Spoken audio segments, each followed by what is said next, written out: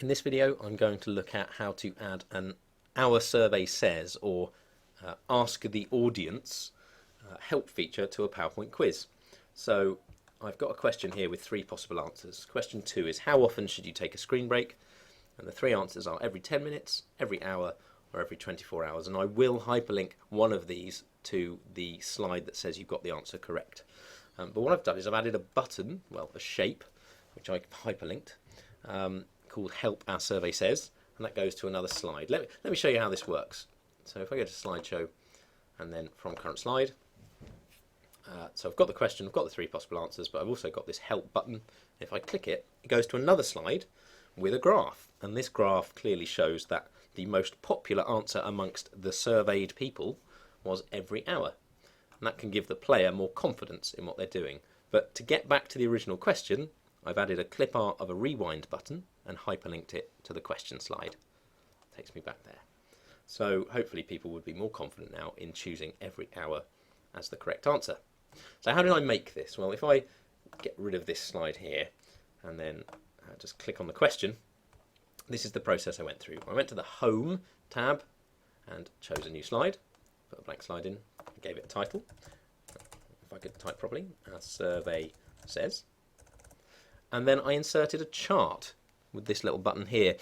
And what it does is it asks you what type of chart. A simple column will be fine for me.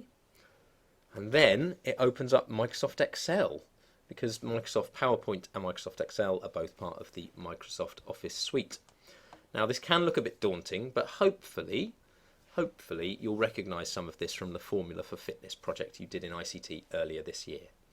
So I'm going to, first of all, reduce the number of things on the screen, because at the moment I've got green bars and grey bars and orange bars, and I only need green bars really. So Series 2 and Series 3 are unnecessary, so I'm going to highlight those and press the delete key to get rid of them.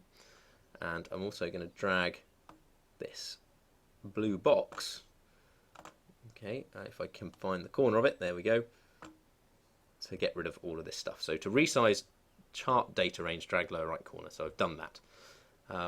So let's have a look what it looks like now. Well, that's more like it.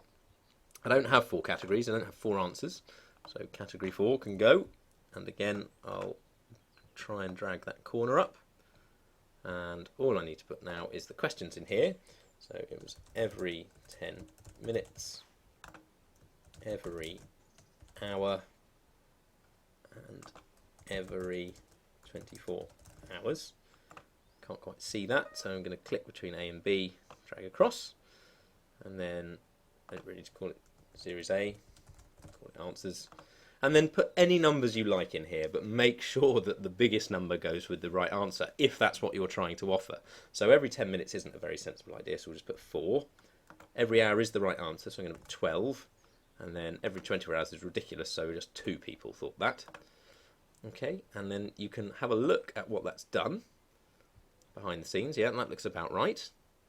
So if you're happy with it, you can close the Excel part, and it leaves you with a nice graph. And you can go back and edit that by double clicking if you ever need to.